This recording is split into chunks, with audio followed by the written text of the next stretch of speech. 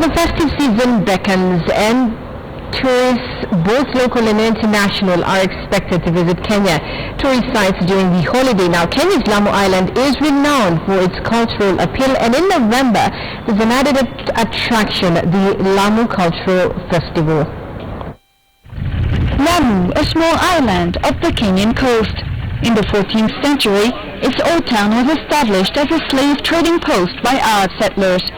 700 years later, it is the oldest and best preserved example of Swahili culture, a long-stirred mix of Arab and African influences with European and Indian undertones.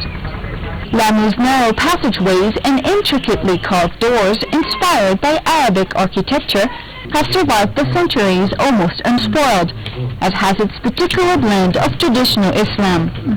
Lamu is one area that still has a very unique culture and a very unique way of life. With few resources besides its rich culture, the island welcomed the arrival of foreign tourists in the 1960s. But Lamu later suffered damage from flooding caused by El Nino. Terrorist attacks in Kenya in 1998 and 2002 also drove visitors away. These problems really affected Lamu economically to an extent that the tourism industry was at its lowest ebb. So it reached a time that something had to be done to revive the local economy. The community's answer was to create the Lamu Cultural Festival, now in its 7th year. Each November for 3 days, visitors to the island can sample traditional Swahili food and attend a number of cultural attractions, including a very popular donkey race.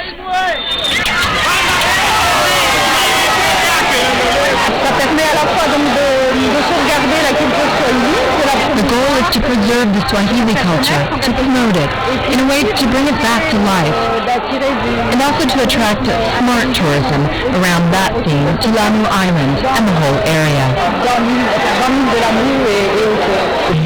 The Lamu Festival now attracts about 20,000 visitors every year, many of them local tourists. But the event still keeps a village feel.